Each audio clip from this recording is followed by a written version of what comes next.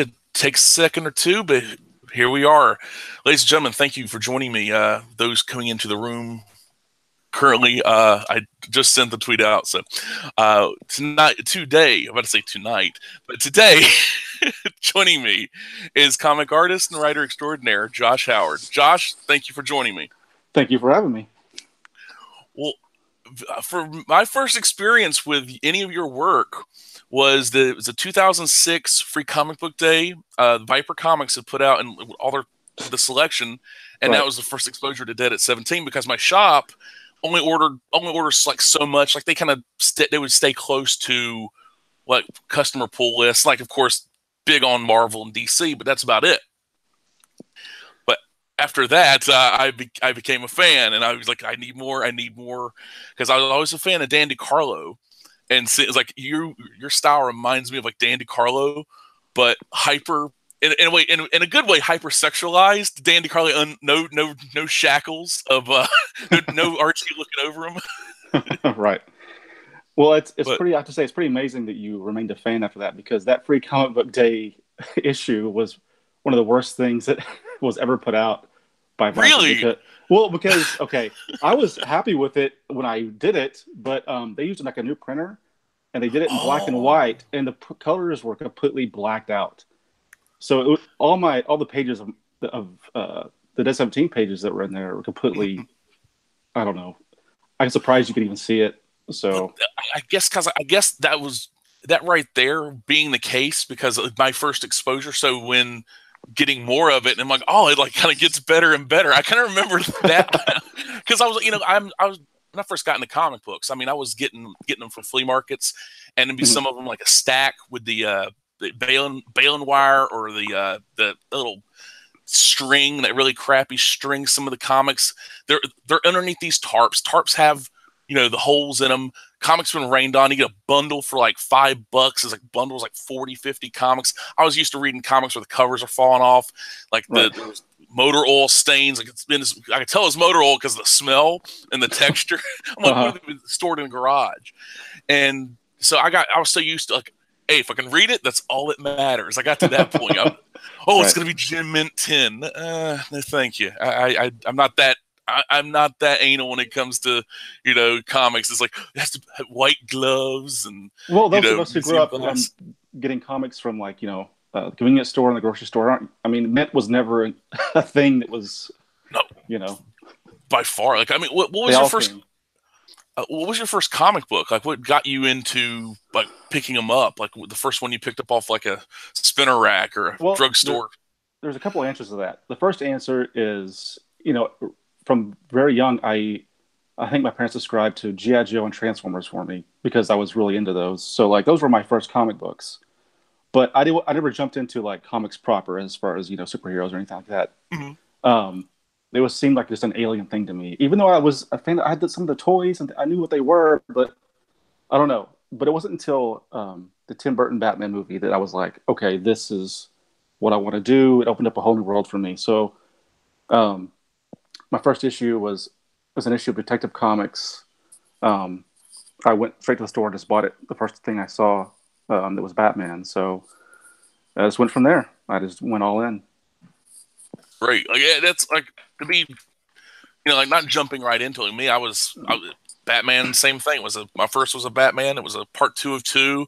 Alan Grant and Cam Kennedy, two British, creators working on it. It was the second half of a two-part story. So I'm like, I'm in the middle. I'm like, but I was able to follow along, and I Right. was like, and I didn't start till late. I mean, I was, I was more watch TV, when I could, and then just draw. I made art. Uh, Dinosaur people. They were like kind of Incredible Hulk meets V, except they were like escaping. Like they were good people, but they didn't. Nobody knew that they were good. They were Uh, dinosaur people that wore like Letterman jackets and like bathing suits, and they like we're real people because we dress like humans. See, and this is before Jurassic Park, so it's like kind right. of funny to see that stuff. And then like of course Jurassic Park, being a big influence too. But I wait when it comes to your comics, and when it comes to like especially T-Bird and Throttle, which if you told me 5 years ago I'd be back into like superheroes, like I used to be like the only people who can do superheroes Marvel DC, and they don't do them that well anymore these days. Forget it. It's over. Right. Superheroes are. Let's wrap it up. Let's go ahead and lay it to rest. Let's put it in the put it in the sunglasses case and launch it onto the Genesis planet. Maybe it turns into Spock, or maybe just disappears. You know? Yeah. But I love it. It feels very much in the same vein of like a Claremont era X-Men, like one of those X books. It doesn't have that, deconstruction. Oh, we're going to take it so serious. Like it's respectful. It has heart to it, and it's kind of in a way stomach turning, because it's like, oh, I feel so bad. That Zero issue, man. The wife, that just a little bit with the wife. Like, I was like, oh no. It's like, you're out there busting your butt, saving the day, and this is what's going on at home. Man, that's the real villain right there. Well, yeah, and I think, a lot of us can, not every one of us, but a lot of us can relate to that. I mean, I definitely drew for some experiences in the past, those feelings. So I wanted to make it as real as possible, some of those gut punches. But yeah, thanks for all that. Like, I'm not really a big superhero guy when it comes to creating my own stuff. I mean, that's never something I've ever thought about it, but T-Bird, something that's always been there. I mean, I never turn away a good idea. If I've got a good idea, I'll run with it. So I'm more of like a horror guy usually, but this is something I've carried around for about 20 years now. Kind of created it sort of as a joke initially. I was working at a comic store, and I was looking around at all the heroes. I thought, what hasn't been done yet? How about a guy with a, there's a bat, there's a spider. How about a guy with a car motif, So Automan. Well, it's like, yeah. It's like Automan, but cool. Right. I mean, it's sort of like, I love it's sort of like a Transformer thing. Like, Optimus Prime has a very iconic superhero design. He's got the chest plates. He's got the grill for the abs. So it really works. So I thought, how about a guy with an engine in his chest? And so that started from there, and eventually I just developed a whole story and world around it. I love that aspect. I didn't like, because that didn't click with me until you said something like, oh yeah, because like everybody, there is something about them, like whether it's the alien world and the bat symbol, or it's a lightning bolt, it's an engine, it's like a otherworldly V8 charging against the last of the V8 interceptors, all that, It's great. And also it doesn't hurt none that Throttle's so easy on the eyes. I'm like, I've kind of fallen in love with her. I just love looking. Her design is like, and that's another thing. A lot of the people, when they create their own superheroes, the designs are way too over designed. Right. Like, and it's not in a simple in a bad way, but it's iconic. I guess you'd say it's very more in that iconic. It's boiled down to, if you see that character in the background with very little detail, you can tell who it is from, just from their, like, not necessarily silhouette, but their, like, the bare basics, the bare minimum of the costume detail. Yeah. And that's fantastic. And if it hadn't been for you, like, getting me back into it, I was like, there you go. I'm like, damn, we're good.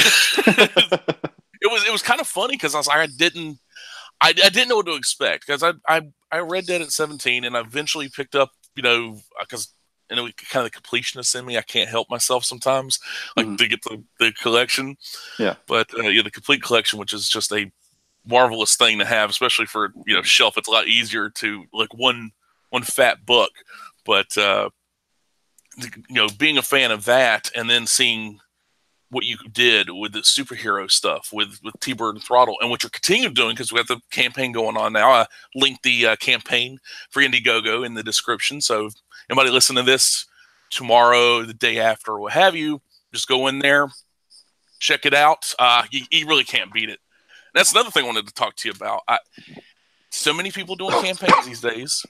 I know that a lot of people, and myself included, have been slightly getting kind of burned out, because some people, they market themselves, but maybe the shilling goes on a little too much, a little too long, and maybe it's It burns some people out. I mean, it's like, hey, my book. I was like, okay, I was excited a month ago. I'm getting 2 weeks ago, 3 weeks ago, but Right. And a lot of times, like with these books, like pittance, like there's a you actually, I should never say never, because with T-Bird Throttle, we already have the 0 issue and the first issue out, and we're the current campaigns for the second issue. Mm-hmm. But each issue isn't like 20-page story, 60 pages plus, correct? Yeah, I'm trying to make them all at least, I mean, around 60 pages, so that you feel like you get your money's worth, and you feel like since it's so long between campaigns, I'll make sure you get enough material to make it feel like it's worth it. Yeah, that's what it feels like. I mean, it's closer to a quarterly than anything else as far as release schedule, it seems. And the content, you're talking about 3 issues each. Basically, one book is really 3 issues, and Right. it feels like it. And that last issue 1, the convention part, I never felt. I don't think a comic has ever made me feel that uncomfortable, because it was too real, man. It was just too real. You're telling me. Oh God! If those who don't understand, if you've ever been to a comic convention, a lot of people getting back into comics or getting into comics in general. Certain conventions will have certain people. I've been to conventions that have had Lou Ferrigno and Virgil, Ted DiBiase's, guy Virgil. And some people, like, you walk by their table and like, hey, how you doing? And like, you want to have nothing to do with them, so you like smile and keep on walking. And it's that in comic book form. And like, I gotta read this. I was like, I feel uncomfortable doing so because I've done stuff like this. I'm like, oh no, like I feel bad. It's oh no, T-Bird, no. That's funny. You're relating it from the other side, and like I did it from my side, just the awkward moments, the times when you feel like you're completely a nobody in the shadow of more famous people, and yeah, I tried to put as much real experience of that as I could. So I just, because my empathy, I sometimes am very full of empathy, empathetic, or sometimes I'm apathetic. There's like the 501st people, the people that have booths, they're cosplayers that have booths. I'm like, hey, that's fine, but I have no reason to stop by. I don't need to buy prints. I don't need to buy $20 glossy photo. Okay, whatever. That does nothing for me. So you got a comic book? You got something like that? Great. You got buttons? That's great for you. Whatever. But I only done one zine fest my entire life. Nearly got recruited by a cult. Had a lady knock over my stuff. Didn't apologize.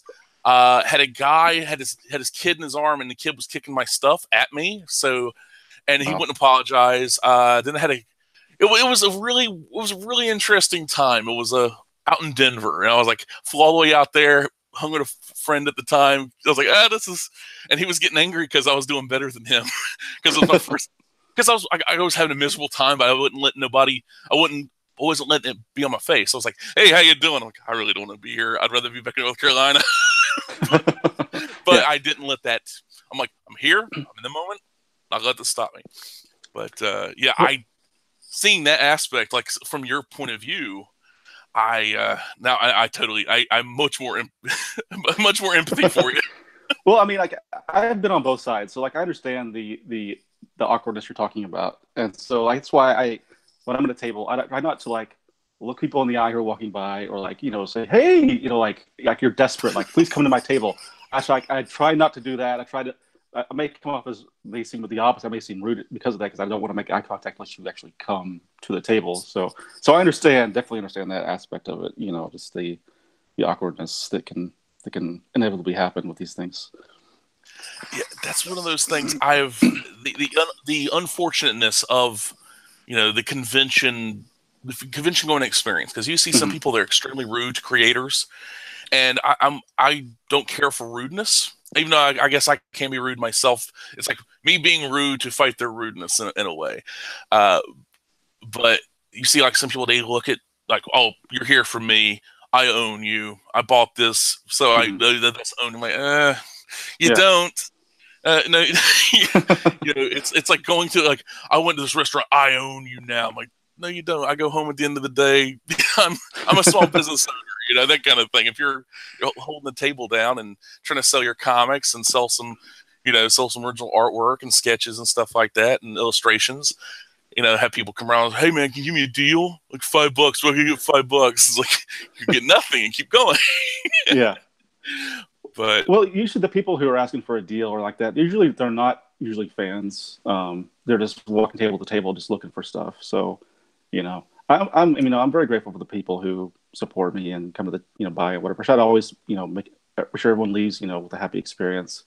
I'm not a good salesman at all. I mean, that's why I'm an artist. So I'm terrible at selling my own product. So people ask me, so what's your book about? And that's my most feared question because it's hard.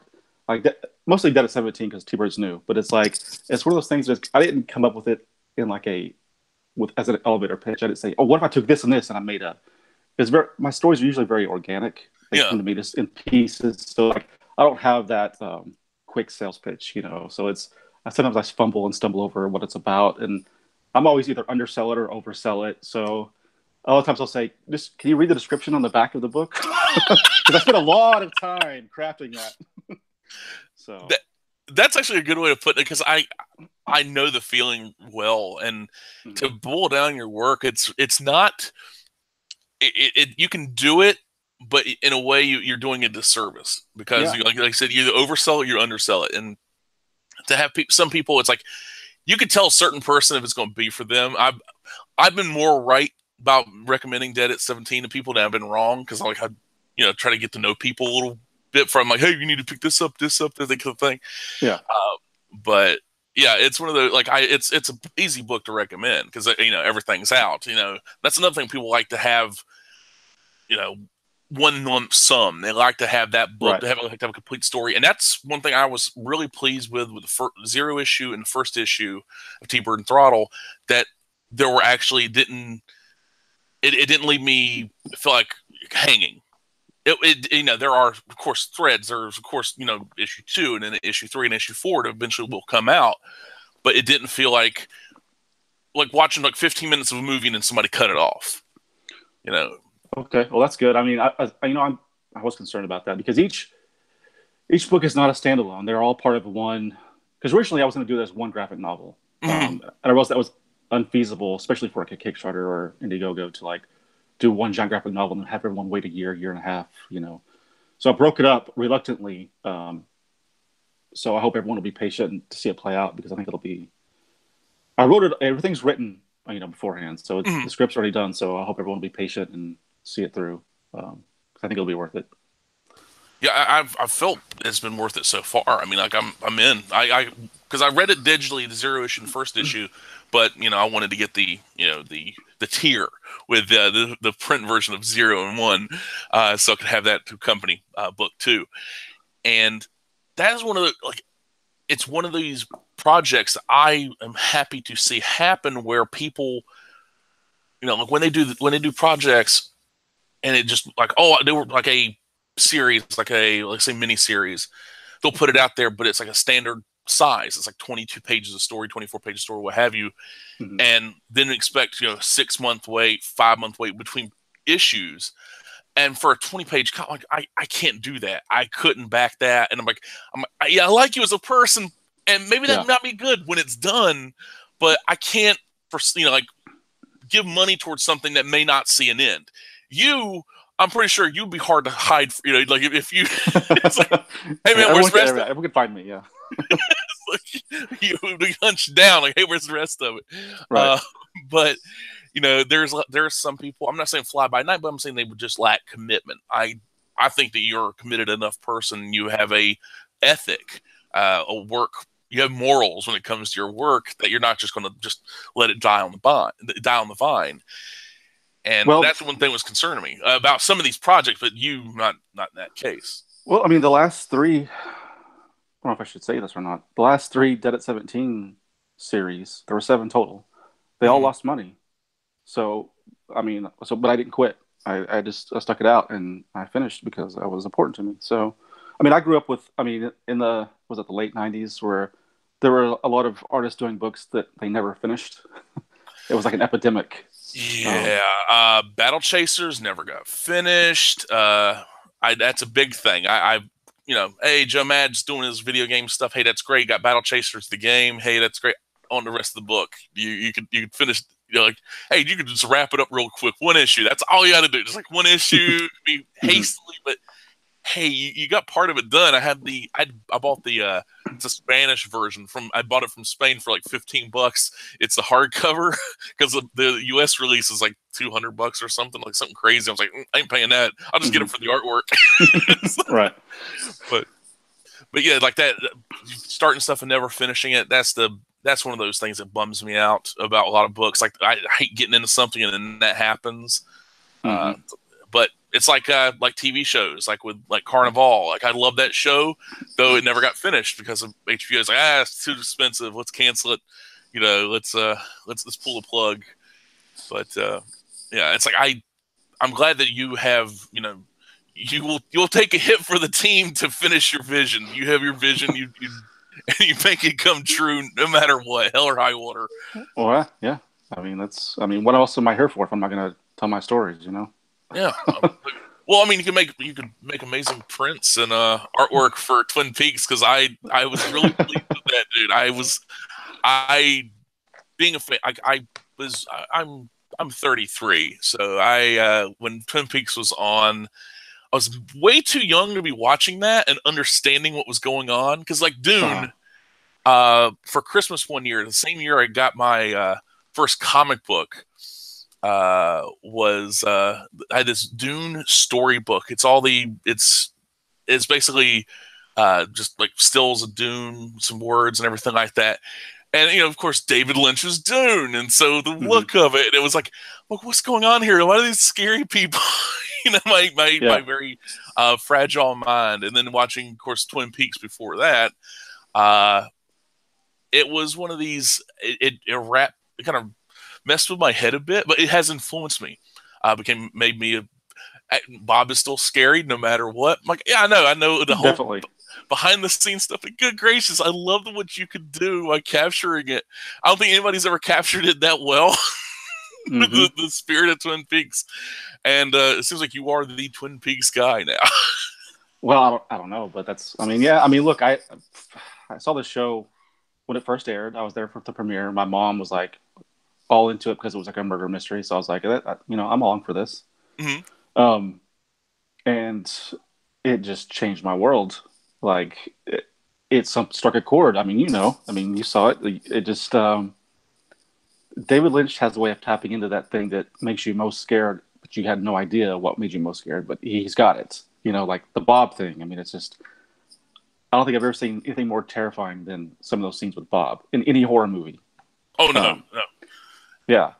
And Laura in that the sequences like with Laura's terror, and especially the Firewalk with Me. It's one of those it is one of those uncomfortable movies I've ever seen because you know it's going to Yes. happen. It's a prequel, yes, but technically it's a sequel as well. People forget that part. Hmm. It's a prequel sequel, and it without Firewalk with Me, the Twin Peaks Return makes no sense, Right. which is saying something.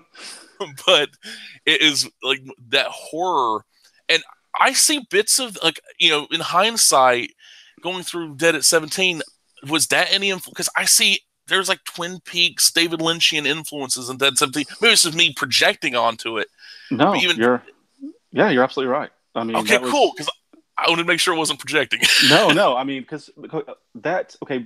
So when I started creating the 17, like Twin Peaks wasn't readily available on. I think there was some VHS, but it was like a very expensive box set. So I didn't have that. But so I basically had my memories of the show, and I maybe had Fire Walk with Me. So uh, I wasn't setting out to like obviously mimic David Lynch in any way because who can? I mean, but yes, there are certain things about the show that stuck with me and were ingrained in me. And so like the idea of a murdered girl who kicks off a story and you find out more about her and that gives you more information, propels it further, and that there's something underneath the surface, and even things about I have a diary. There's No Ratimer is obviously a homage to Dale Cooper, at least visually anyway. Just Yeah, that archetype. So yeah, definitely, absolutely. that's what's so great about it. Like the fact that, and I'm nowhere near your level. not going to claim to be, never going to probably try because, good gracious, the amount of work you could do, the quality of work you do. Oh, please. I'm not kidding. I'm humble enough. It's like some people say, "Oh, you're just, don't shine me on." It's like, no, I'm just being honest. It's like, it's like, yeah, that hill right there, I could probably climb it maybe in 100 years, but like, I'm up front. It's like, well, don't be defeatist. There's being defeatist and then there's being real.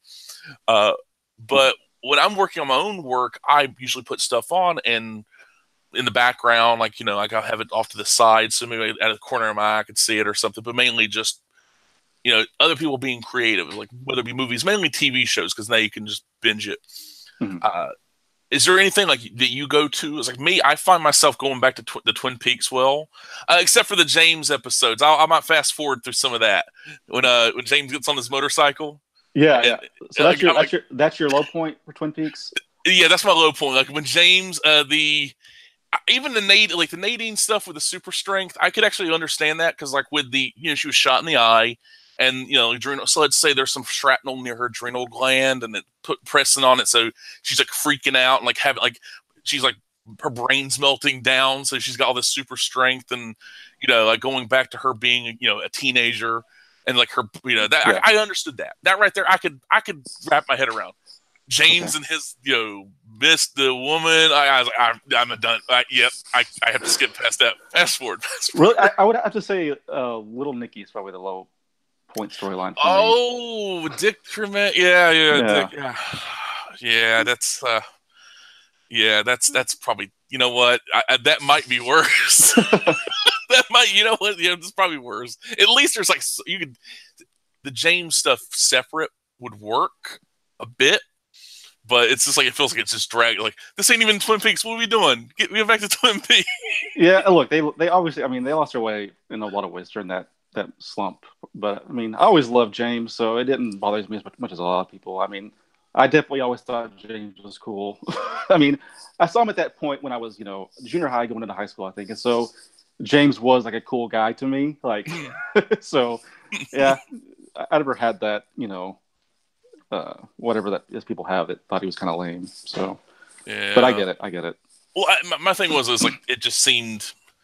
It's like, well, we want to do something special with him, and it didn't, because I didn't get into I didn't get really into Twin Peaks until this had to be 2006, 2007 when they started putting it back on, when they actually putting it on DVD. Yeah. When they were like, and then they were going to release the gold box version. That's the one I have. And that right there, like, it was just like, oh my, every episode, because I was just rewatching season 2 because season 1 was like, only like 8 episodes. So it's like and that was extremely rare. It's like $100 or something for DVD. So it's like, but going through all that stuff, like having it on, and like, I know it has influences on me. I know I've noticed certain stuff pop up my own work and everything. And do you try to leave something like that happens, like, say, do you like pull that stuff out of your work intentionally, like, it's a little too much like this, let's kind of let it stand on its own, like, if any kind of external influences? It depends. With this, when Dead 17 and Twin Peaks in particular, I didn't pull back. I was very open about it being an influence, because at the time Twin Peaks no one was talking about Twin Peaks. Everyone had forgotten about it. Obviously, the hardcore fans hadn't, but it was completely gone from the public consciousness. So in my mind, I was like, well, I'm trying to bring attention to it, like, show this is a cool thing. It influenced me. It's like, you know what I'm saying? Like, yeah, it wasn't like you're ahead of the curve. Well, yeah, it's not that I was trying to, like, obviously rip it off either. I was wanted to pay homage to it because it was so influential. And so no, like, but I knew that I wasn't going to mimic David Lynch. Like I said, like, I was going to take some of the, just, I guess, more of the iconic visuals and this basic concept and do something different with it. I always described it as sort of Twin Peaks meets Evil Dead, what I was doing. Yeah, and you know what? I actually never thought, because I've noticed the Sam Raimi kind of influence in there too. But that right, if I have to sell it to anybody, it's like to get them. Hey, you like the Evil Dead? You like Twin Peaks? You like this? Yeah, maybe we'll get them on one. Maybe we'll get them on one of those if there's no overlap. So. Yeah, because like definitely there is when I was watching the now canceled Ash versus Evil Dead show, the Showtime or sorry Stars Network Hmm. show. I noticed a lot of it reminded me of Dead at 17. Really? What was her name? The girl in it, like his what they were supposed to make it Ash's daughter, like they were going to do that, and I kind of guess he backed out of that plan.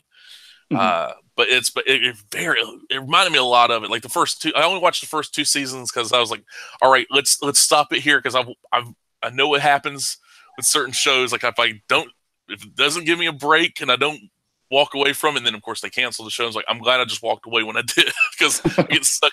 It was like The Expanse until Amazon picked it up. I'm like, I should have just walked away. Nope, I get my heart broken and then mended again, but my Right. heart was broken. But when these programs and everything, and that's one of those things like with Evil Dead, like the Evil Dead influences, of course. But I I am curious, like other than like that kind of the comics of the 80s and 90s and in spirit, anything directly influencing T-Bird and Throttle, like other than like certain story arcs, writers, that kind of thing. Um, it's heavily influenced by Dark Knight Returns. I would say this is the general feel of Fantastic Four, where you have a kind of a family dynamic, which hasn't really come into play yet in T-Bird, but will. Let's see what else. I mentioned Transformers, sort of. Yeah, you know, I picked up on the Transformer stuff. I picked up um, definitely. yeah, a bit of Star Trek. Yeah, and then just a healthy dose of just actually real life experience. I mean, I wouldn't call it autobiographical by any means, but there's definitely a lot of me in there. It's definitely the story that I've done. Even though I've only published like three or four different books Mhm. concepts, I've written several that I've never seen the light of day yet. This is definitely out of everything I've done is the most personal. It feels very like it, of course, influenced by real life events, real Hmm. life moments at the very least, and then fictionalized, for enhanced for dramatic effect and utilized for the story. There's a lot of groundedness to it. Like that's one thing about a lot of comic books I've read today. And it's like I don't know if it's a generational thing or if it's like people that grew up like, oh, I want to make comics, but they all they've really done is like read comics. They haven't really experienced life. They haven't gone out and talked to people. They haven't you know Hmm. had these things happen to them. Yeah, they can use your imagination, imagine it happening to them, but if it didn't happen, it didn't happen, and it feels much more real and much more grounded, and it hooks you. To me, it hooks me in. If the writer, like say, like I said, the convention part, the smear comic, like those old, kind of like what they did but it was like true life kind of thing, like the Amy Fisher story. I actually have that Hmm. as that's a comic book, the Amy Fisher story. Uh-huh. oh, like the rock and roll comics where they were like the behind the scenes, unauthorized biography kind of stuff, and that could be I get that, and that the emotional impact that you're able to put into the work, I really think it enhances the project itself. And you can't do that just by living behind, a stack of comics or, you know, being on Twitter all day. You have to live life. What? Twitter's not the real world? What? Oh, man, I know, right? It's like I can't just mute and block people that offend me. It's like hey, look, it's like, hey, Josh, I'm following you now. It's like, imagine like just a trail of people walking behind you. Please stop. Just go away. Right. I'm your customer. How dare you do that? I think that would Yeah. be kind of weird. That's like some Black Mirror level stuff. But Yeah. uh, And then these people get these, I don't know, egos where they think it's their job to, speak down to everyone and yeah, preach to their followers about this or that, or it's weird, man. I don't see. That's one thing I don't get. Like that was one of the nicest things to find. Like because it's like certain people I choose not to. Like I don't want to look them up on Twitter. I've learned the hard way. yes, Certain people. right. Hmm. I have to admit, I was a little worried that you might be one of those. You know, you never know what people. You Yeah, never yeah, know. It's like right. it's not just like, well, you know, I don't know, this Josh Howard character. You know, he's over here, but it Yeah. was what it was. Like, you're grounded. You're a cool dude. I never met you in person, but like you're grounded, and that's the biggest thing. Like humble. There's a good word for it. And you don't have that. You know, you don't have that attitude. There's a lot of people that have this. It's like they'll engage. Like if you like, hey, you know, like, hey, I picked this up. Thanks for doing this, that kind of thing, whatever. Like, you know, like like, hey, I appreciate your work. You know, big influence, and which is the truth. Mhm. But seeing that, and then like no reply from that creator. But if you're trolling that creator, say something harsh or negative or mean, they'll get in the conversation with you for 100 tweets. It's like Right. so it's like so I throw manure at you, you pay attention, but I'm like, hey, I'm just being polite, get nothing, you know. Yeah. So What? Yeah. Why are people responding to all these? I mean, quote unquote trolls. Why even give them the time of day? Like, we're giving so much time and energy and lip service to like what a small handful of people that like may say horrible things. Like, why even give that? You're you.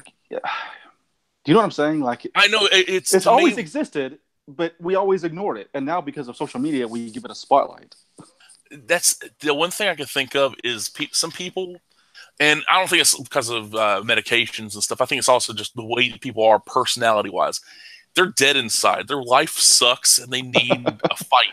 Like I think, because you think 1,000 years ago we'd be in the middle of the Crusades. Like there would be Crusades going on. There would be, Mm-hmm. like people. A lot of these people would not be living because of medical, because of pills and this, that, whatever, and infant mortality rates, and a lot of these people wouldn't be around. So maybe on a level, they just want to fight. They want destruction. They need that destruction. They want that fight, and it's kind of this in their core of their being. They know it's like, pick a fight so somebody ends me. But even though in internet terms that doesn't really happen, Mm-hmm. they go away. They might come back with a new profile, just troll you all over again Yeah. until they get that happen. Flagged and banned or what have you. But it's there is that weird aspect, especially with a creator fan / customer, because like anybody can be a fan. Means free to me. A Mm-hmm. customer, and it's like a returning customer. It's like there's a restaurant I go to all the time. I walk in, they point me, like they have my table, like a table where I go to, had that ready. They bring out my sweet tea because like they make the best sweet tea, which is hard to make. Sometimes it's hard to make good sweet tea. I Right. find that, especially restaurants. Mm-hmm. But go in there and they bring that to me. They know exactly, like, I really want to order like 3 things. Like, which one are you getting this time? And that's good customer service. And that Mm-hmm. same thing goes with comics, I think, because there's like, especially going away from, there are certain people that they have they're latched on to the Marvel DC stuff, the corporate IP, the big names, your Spider-Mans, your Supermans, Batmans, what have you. But I think it's going more towards the creator owned. Like it's like everything's going to end up like the spirit of the original Image founders. Owning your own work, doing your own thing, and I'm Mm-hmm. glad to see that. But that means, like, say you could like tell me to piss off or something along those lines. But like in doing so, like somebody might see that and like, ooh, he's treating somebody like that poorly. I don't know if I want to give him any money, Mm-hmm. or get into his project. And I heard bad things about that Josh Howard character.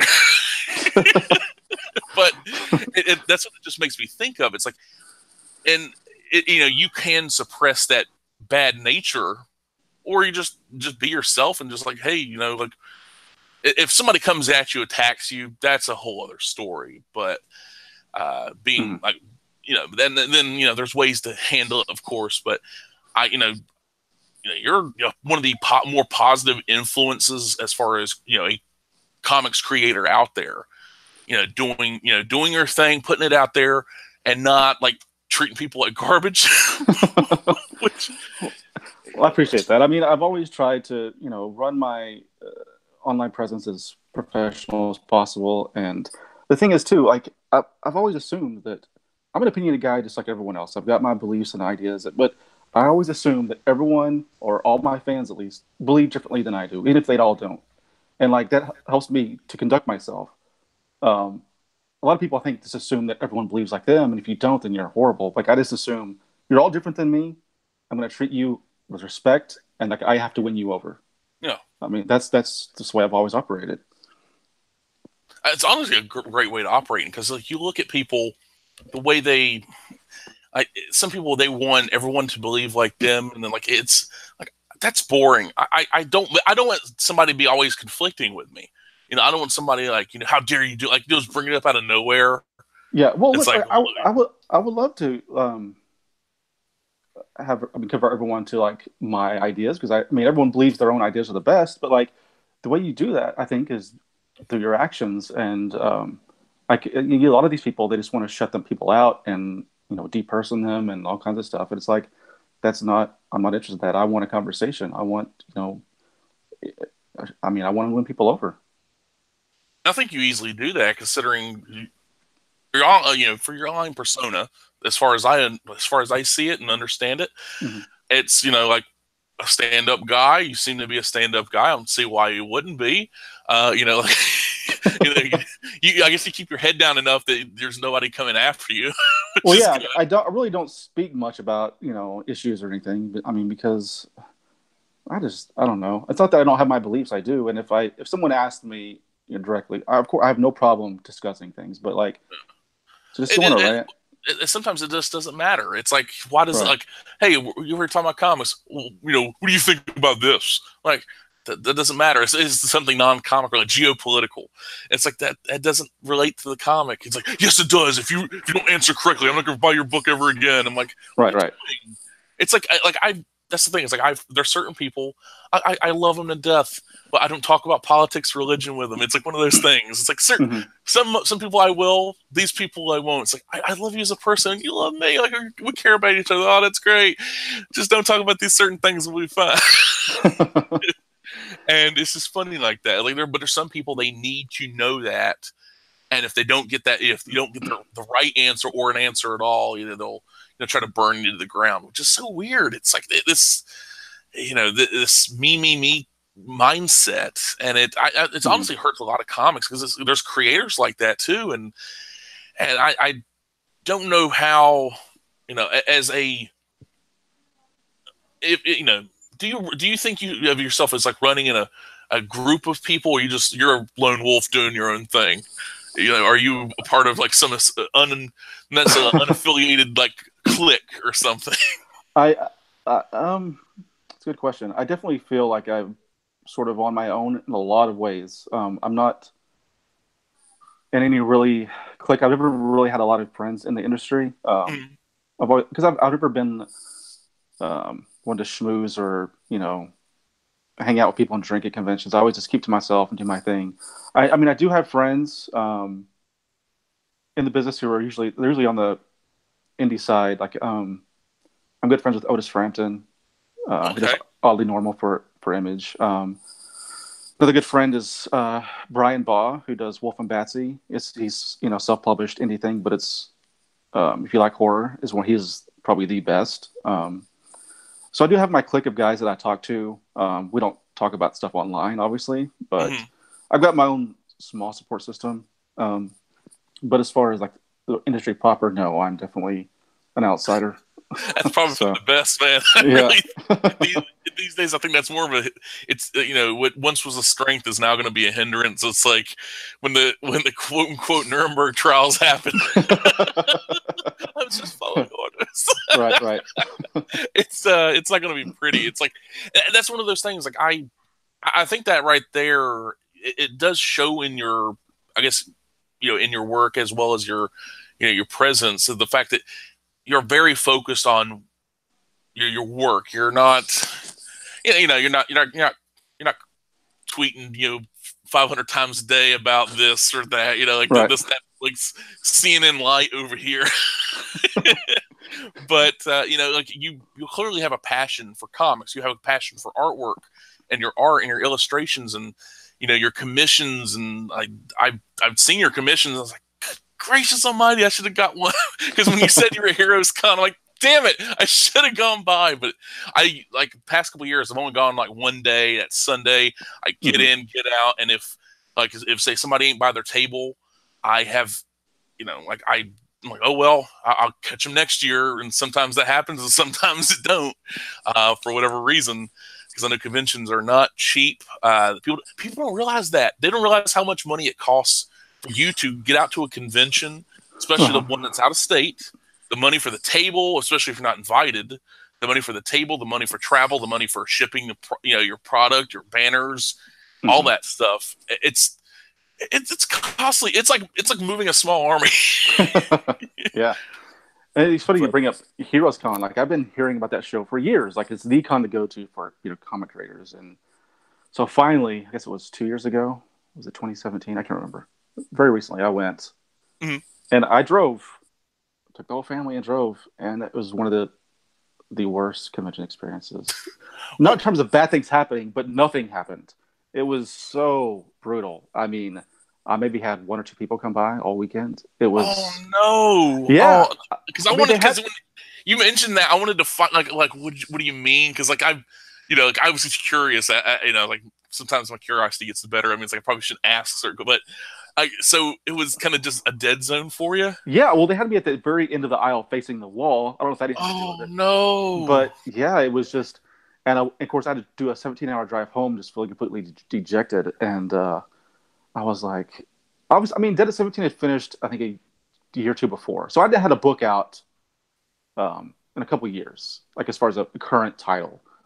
So that may have something to do with it. I don't know. But it was at that point I was like, well, I feel like I've got nothing else to lose. I might as well, finally get T-Bird off the ground.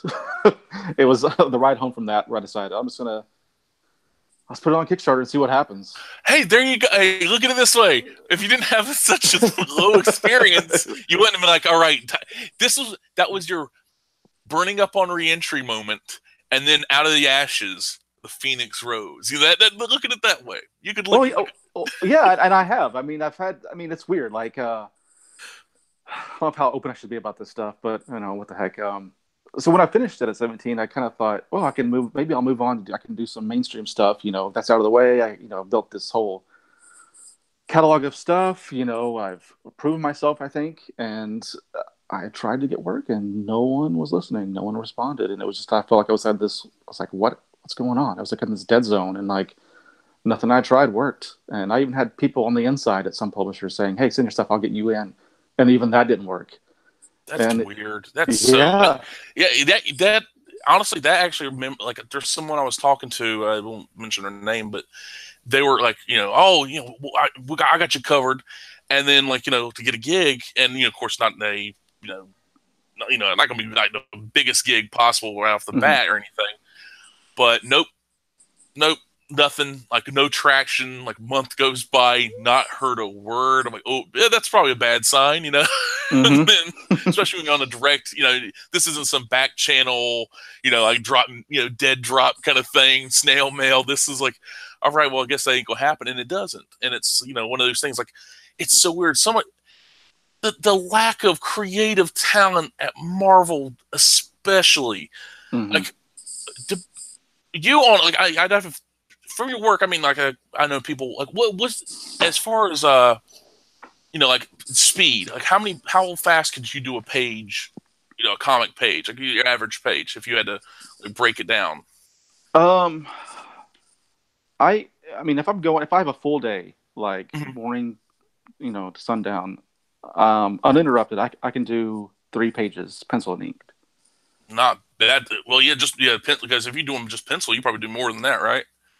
Yeah. Like letting the inker, like take them off your hands for you. Right. I mean, altogether, it takes me a month to turn around one issue, which is about, That's actually pretty good compared to a lot of people these days. and that's pencil, ink, and color. So Yeah, so that's wow. So wow. So a month for everything. hmm That like see, that's what that's one thing people forget: the fact that you're doing everything yourself.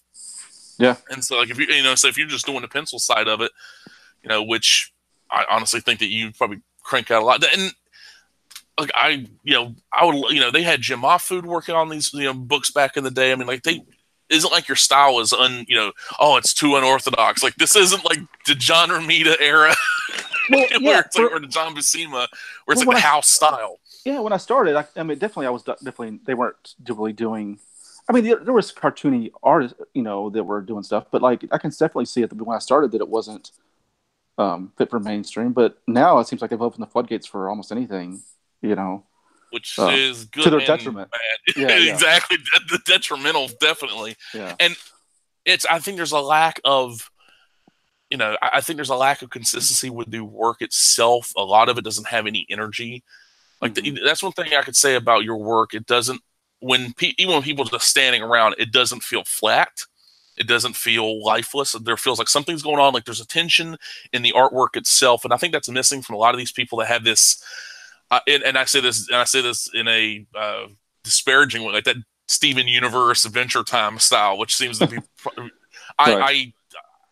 I saw it years ago at Small Press Expo. I was the last time I was there. I had a headache so bad because of the body odor, the heat, and the Mm-hmm. smell of patchouli. And I was like, "This is I'm out of here. I'm never coming back." And the artwork was everywhere. It's like that's like, and so eventually that made its way into Marvel, which is very indie friendly, I guess you would say, to a degree, to its detriment.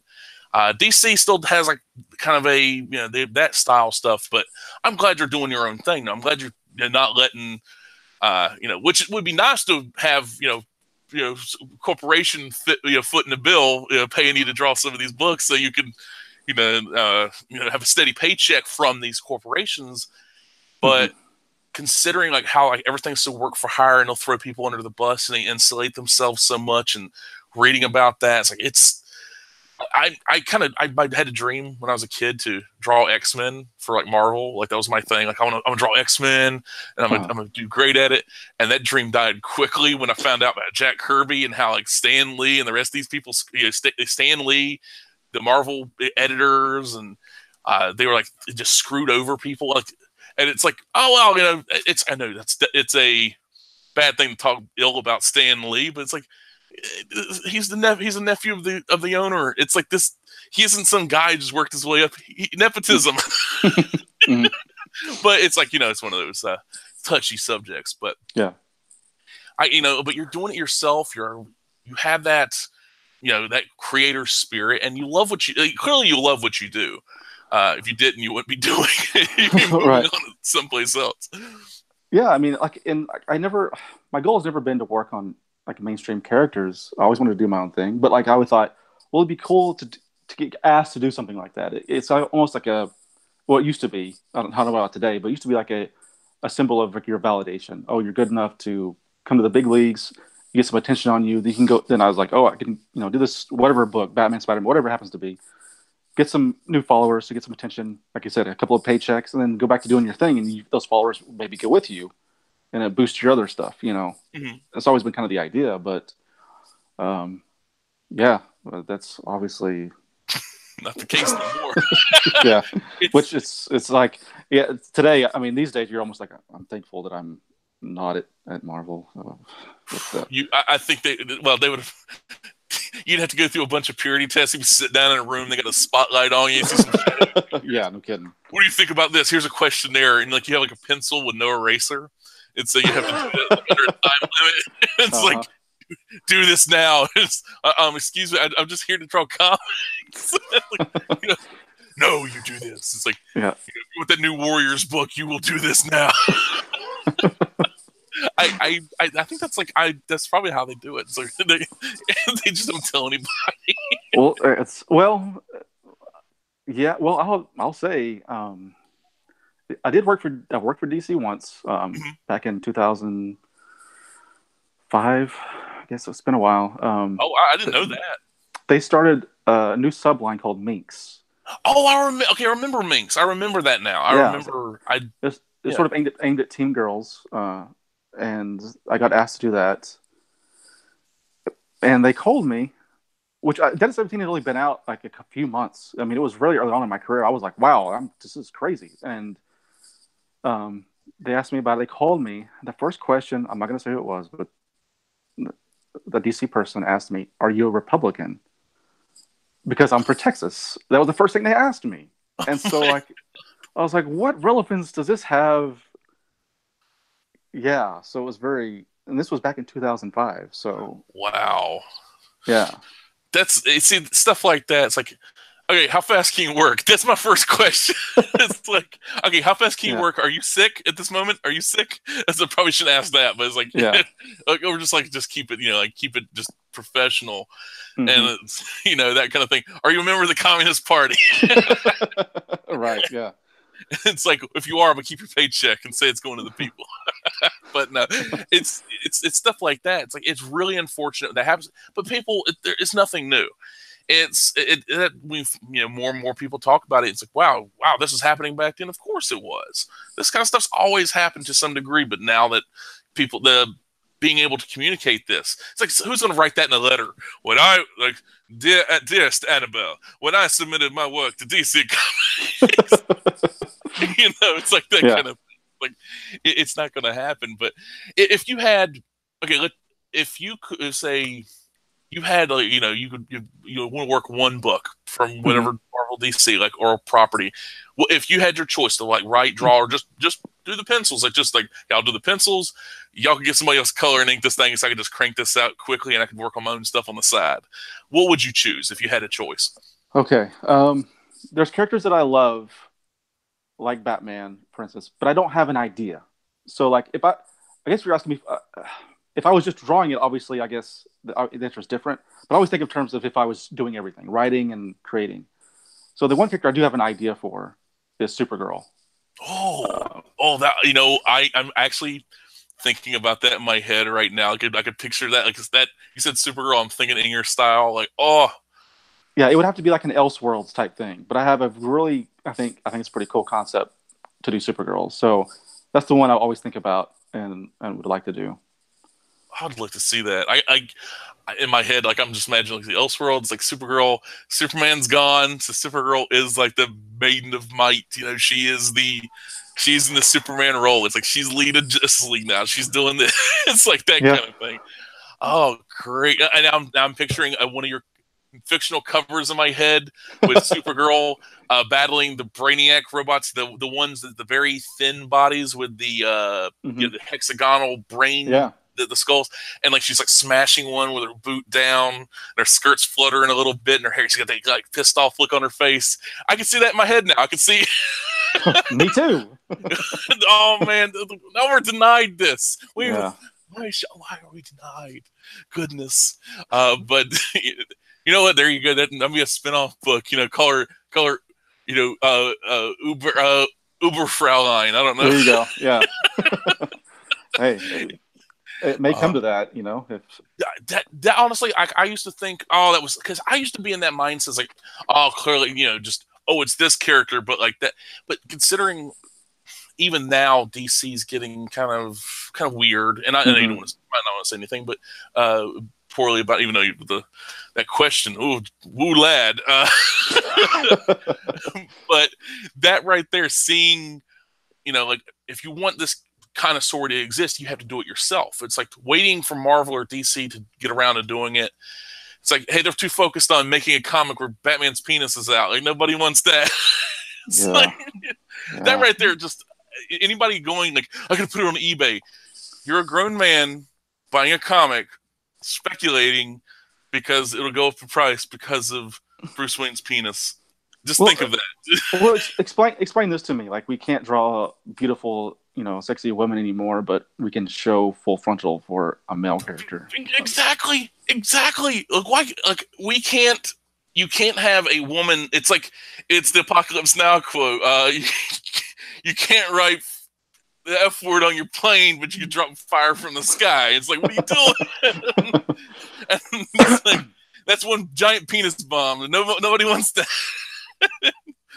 It's like a snake and nape, the other kind of snake, apparently. Yeah. But yeah, exactly. We can't have, like, I do remember one thing. I There were a couple people at the comic store, because after I started getting into Dead at 17 at the comic store, they would start putting 2 or 3 issues, like floppies, on the rack Hmm. for the customers. I was like, sometimes they would do that for certain books. If somebody was picking it up, they would put it up on the racks just in case, like, hey, it doesn't hurt that, add extra stuff to the floor. And there was this one lady, and she had a mat on for your work, like did not like it at all. It's like, the sexy women, this, and like, I'm like, why do you gotta be like this? Like, it's just art. It isn't real. and so I was like, every time this, like, she would come in the store and she'd see me like, like how, like, because I was gonna, like, I'm like, it's not necessarily like I'm not white knighting. It's like, I shall ride to his aid. He needs my help. It's like, no, it's just, it's art. If you don't like it, don't look at it. And it's like precursor to the internet. Yeah. I mean, I've gotten that a lot. In full disclosure, okay, I am a Christian. So when people know this, they think, well, how can you draw what you draw? And like, look, there's probably times I've probably gone too far. And like, a lot of it comes from growing up with comics, and everything's exaggerated. Everything's, it's fantasy. That's how the way it is. So like, I never thought really anything about it. It's just the way it was, it's cartoon, it's, exaggeration, etc. But like, my characters, like especially Dead at 17, were always wearing regular clothes. They weren't in skin tight superhero outfits. So I thought there wouldn't be as big of an issue, but it seemed to make it more of an issue. I don't know if it's because my stuff is cartoony, or I don't know, but it's always something like, I've got it from both sides. I got it from people, like that, who's, the secular Puritans, and then like, people who of like faith who think I've, gone too far. So like, I've always been something I've always battled for sure. So I've heard it all. Hey, there you go. It's like, you're not gonna let the bastards keep you down. And it's just funny to see, like, there's nothing. There's a sexualness to it. There's sexuality to it, and there's like the sexual nature, but it isn't in a. It never felt tasteless, and like, didn't feel like exploitative. It had it felt natural, and that's the same thing like with, I noticed in T-Bird Throttle as well. It's like with these, you put it in there because like, hey, a lot of people like that stuff, and you're right, a lot of people do. Like when they pick that up and they see that kind of stuff, they'll gravitate towards it.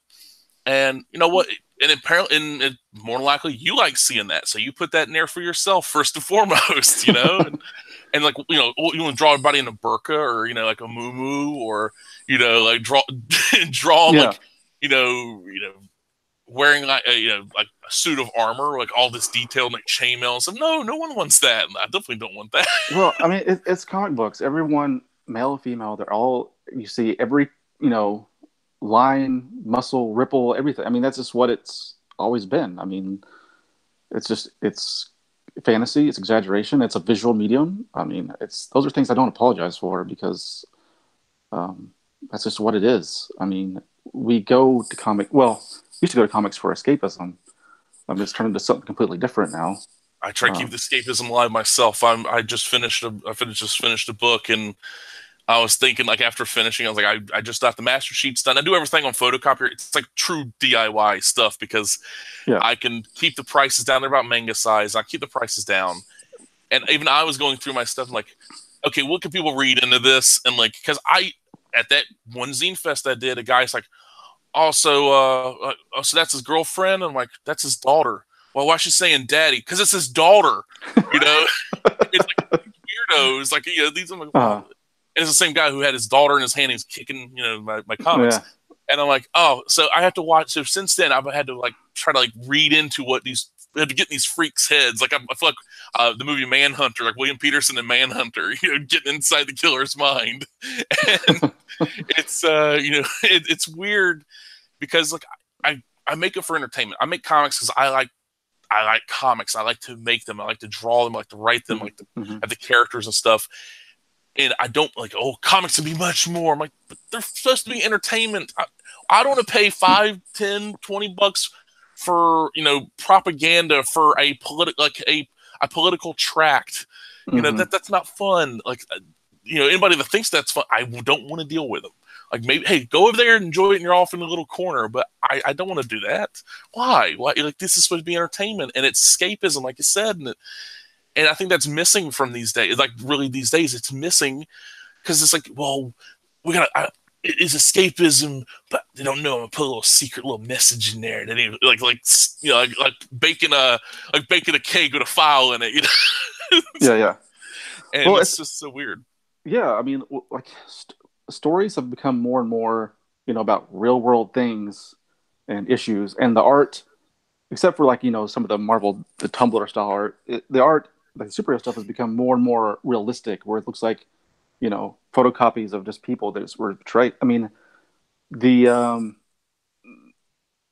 the fun's missing. I mean, like a lot of the old, the greats artists like Kirby and Ramita, all those guys would be considered cartoony today. They wouldn't be on a mainstream book. I have a feeling you'd be right. I hate saying it, but it's like that style. It's like, as much as I love Brian Hitch. Don't get me wrong, John Cassidy, Brian. No, Hitch, these guys are really talented. I'm not saying they're not. I just want to. No, I know you're not. But I'm just saying it's like that. But I think that mindset is like, well, that is what that is the book. We need that really detailed. Well, the problem is when all books become like that. Follow that same model of everything's got to be super realistic.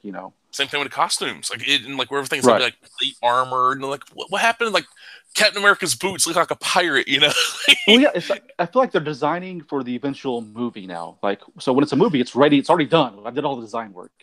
When you shouldn't care about that, you should just draw it and let them figure it out. They're going to change it anyway. Exactly, and same thing with designing costumes for cosplayers. Hey, before cosplay, people think cosplay is new.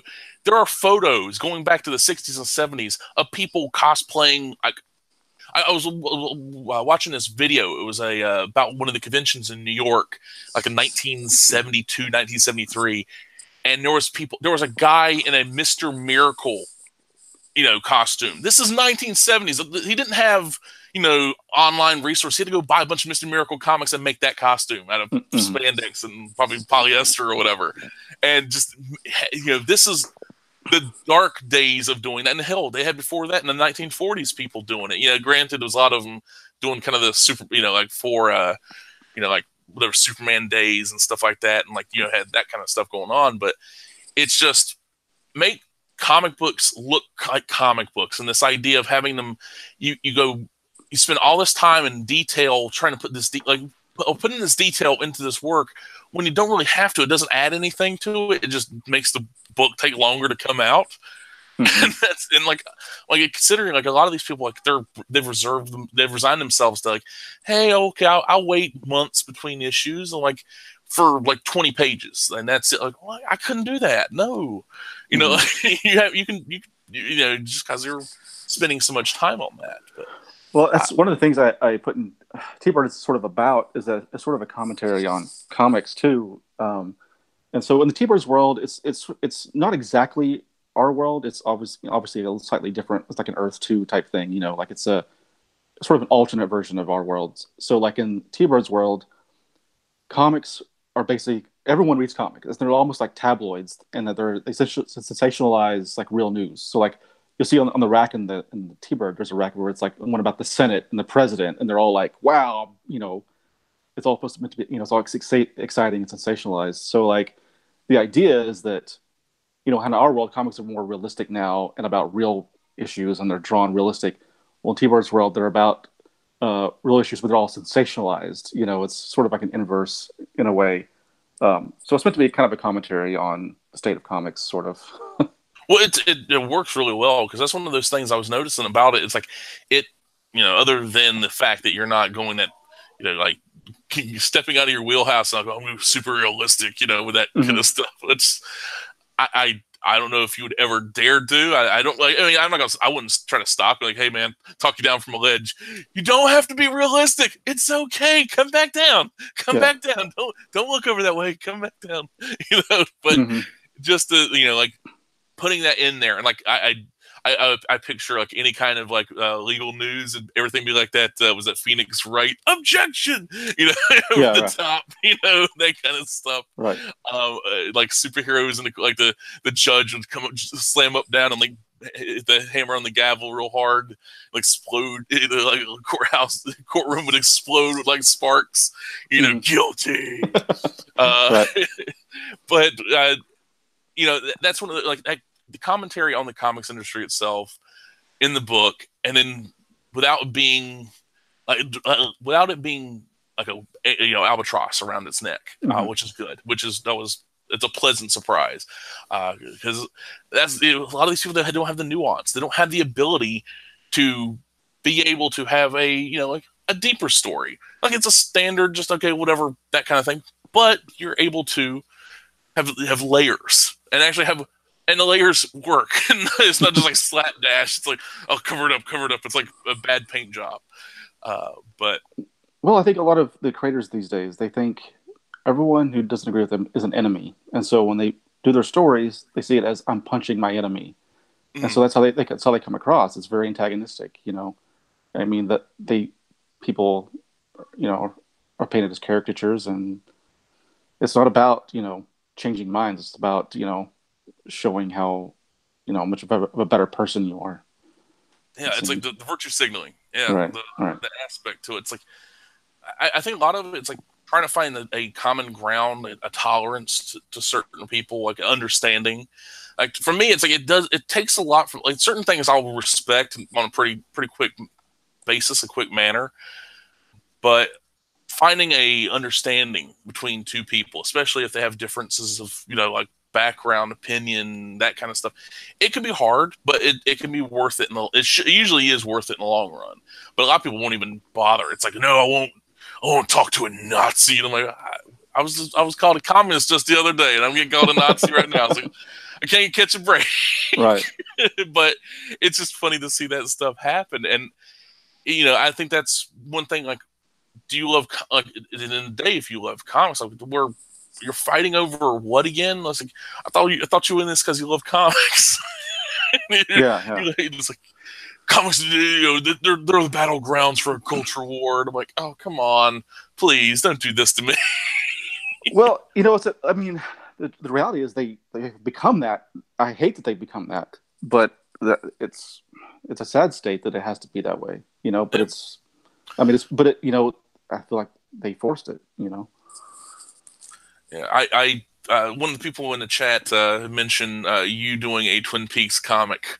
If you were able to, get Mark Frost and David Lynch to okay that. I know David Lynch kind of very picky about who does what. Mm-hmm. But would you jump aboard that? Would you be be excited for it? Oh my God! In a heartbeat. I mean, the thing is, okay, when I was doing the Twin Peaks artwork last summer, I was doing one per episode each week as they aired. Like, I got more attention for that than anything I've ever done in comics. I mean, and I know people all the way at the top have seen my work and like my work, and all of the actors have my prints. Oh, you lucky devil would imagine. Oh, you lucky devil. Yeah. like I know you're happily married, but I wish I was like a quantum leap technology at that moment. Well, it was my wife that set that up, so okay. Yeah, so cool wife. Yeah. You got a cool wife. Yeah, I do. So yeah, like, everyone knows who I am. Who's So if it ever happened, I don't think it's ever going to happen. I don't think Lynch would ever do something like that. I don't know if Mark Frost has the ability to do something like that on his own. I've heard rumors that he was trying to get a comic book started a few years ago before season 3 was a thing, and then it got squashed. There was actually, I remember seeing that. It was I forgot the artist's name. I remember seeing the artwork for it, the promo work, I guess, like the kind of the pitch work. And I could, if I find it, I'll just like at you on Twitter with it. But one thing I remember, there was supposed to be a comic crossover with X-Files at one point when the X-Files comic was going on back before. This was, I guess, in the Charlie Adlard days when it was like, I think it was Topps Comics. Yeah. They're trying to do it then, a crossover, like an X-Files annual with Twin Peaks, which would have been weird because, like Denise Bryson and everything. Right. So it would have been interesting to see, but I guess that was quashed too, for like, for reasons, I guess. But I can understand why I'd keep everything in house and like keep it from being like diluted. Right. But it's like, come on, let the toys out to play. Come on. You just can't keep it in the box all the time. Come on, get it out. It's like, it's like the car in Ferris Bueller's Day Off. Like, let it out of the garage. Come on. Yeah, it might get wrecked, but hell, have an adventure with it. Yeah, if it did happen and someone else got picked, I would be insanely jealous. It would drive me crazy. But Oh man, that would suck so hard. I was like, no, no, get him, get him. but I've written like a short fan comic that I might do one day just to do it for fun, just put it out there. Oh, that'd be nice. Yeah, Oh, so like, hopefully when maybe, well, hopefully there'll be a new series coming around. Maybe time it around that. There you go. yeah, yeah, fingers But crossed. oh, fingers crossed. I need more. It surprisingly, like, I understood it.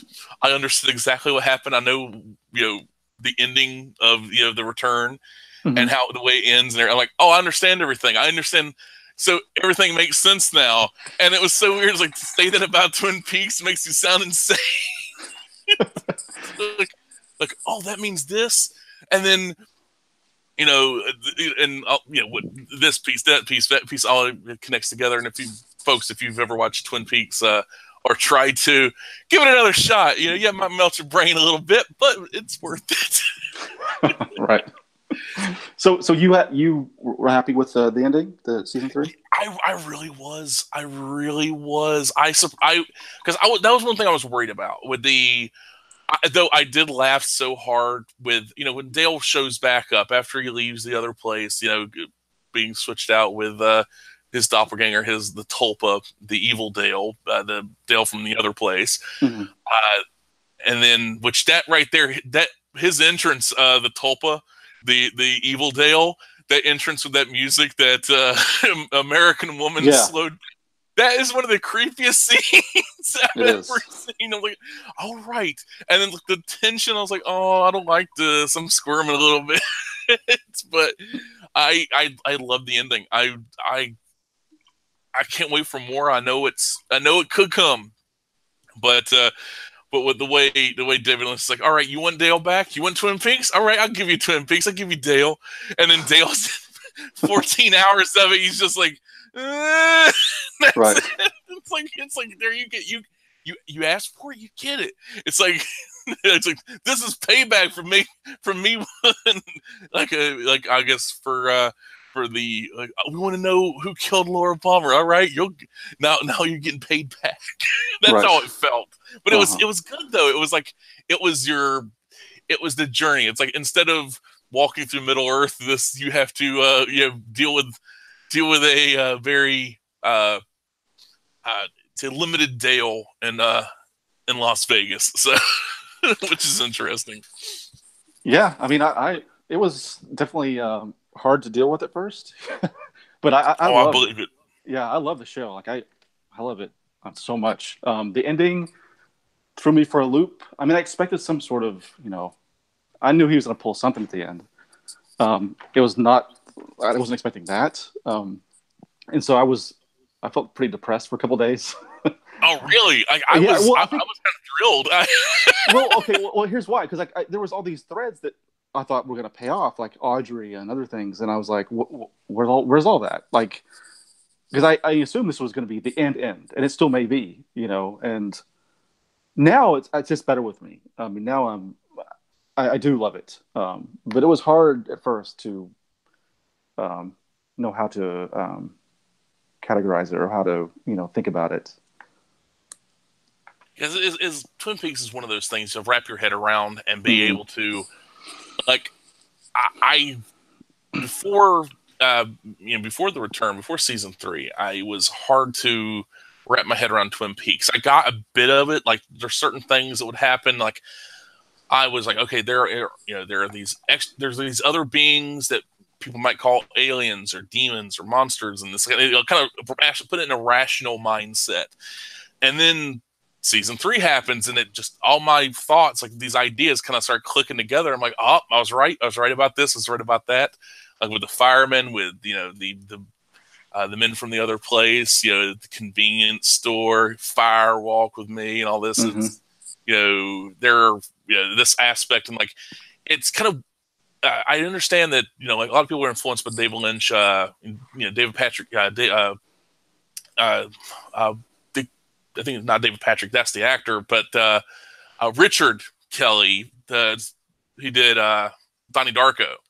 He was heavily influenced by David Lynch, and so there's that aspect to it, and there's some very David Lynchian stuff in Donnie Darko, and so kind of like there. And surprisingly, I felt some of that was like mirrored in season 3, which is kind of weird.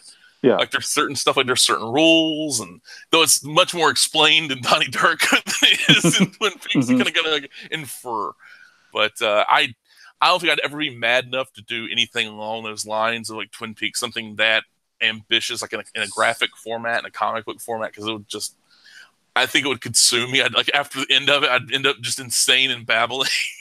It's like, well, it's done, but it off in the corner somewhere. But I figure it's about time to start wrapping things up a little bit, considering you've probably got things you got to do, and it's almost it's like 1:20 here, and has it been that long? Wow. Oh yeah, it's been a while. I'm surprised. It's been about an hour and a half. So Josh, thank you so much. We got for coming on. As always, of course, I have the link to the Indiegogo campaign in the description. And for those who have not contributed yet and are interested, or maybe not even heard of it yet, you can go ahead and check that out. Got issue 2 up there. You also get 0 issue and issue 1. Then 0 issue 16 pages. Issue 1's around 60. Issue 2 will be 60. All this, depending on which package you get, which tier level, it'll be next February when everything's supposed to be released. Correct? I'm hoping for sooner, but yeah, I'm trying to hit my bets. So we're saying February right now. Oh, that's actually good though. I saw one of them, one that started, and they were saying, "Oh, it's gonna be August of 2019." I'm like, "Oh, excuse me, no, I'm not waiting a year for this." Oh wow! It's like if you haven't even started drawing it yet, it's like, well, you got 2 pages and a cover. Like, oh, you don't think a year? How many pages is supposed to be? 40 pages? Nope. Nope. Yeah. Nada. That tells me that person's not a professional. Because I'm bad. I'm slow. But good gracious, 40 pages in a year. That's pretty sad. It is. But Josh, thank you for coming on, and thank you for those who jumped in the chat. And as always, this will be ready for replay, so you can pause and rewind and all that stuff, and then be shocked at how horrible whoever this unnamed person is at DC. Which, well, do you have anything planned other than any kind of like art book coming out with your commissions, illustrations, and stuff maybe down the line? Because I was talking about that with somebody about your artwork, like the art of Josh Howard. Is that in the works anywhere?